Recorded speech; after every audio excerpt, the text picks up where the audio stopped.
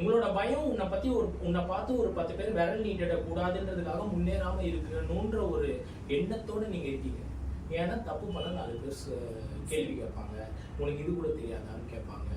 எனக்கு அது கூட தெரியாது, இல்ல நீ வந்து சொல்லி தெரியா, நீங்க திருப்பி கேட்கிற ஒரு தன்மை வரணும். அந்த மாதிரி கேட்கணும். ஏன்னா வலிக்கு விழுந்தா சிரிக்கிற பழக்கம் தான் நமக்கு இருக்கு, தூக்கி விடுற பழக்கம் கிடையாது.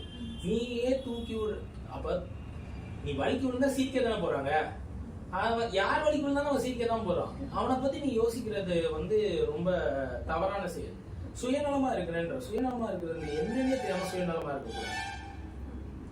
ஓகேங்களா? சுயநலமா இருக்கிறதுனா என்னன்னா, நான் என் புத்தியும் மனசும் 24 மணி நேரம் என்னை பத்தி மட்டும் யோசிச்சு எனக்கு தேவையானதை மட்டும் சாதிச்சுக்கிட்டு எனக்காக மட்டும் நான் வாழ்றதுதான் சுயநலமான விஷயம். அந்த அளவுக்கு நீங்க இருக்கீங்களா?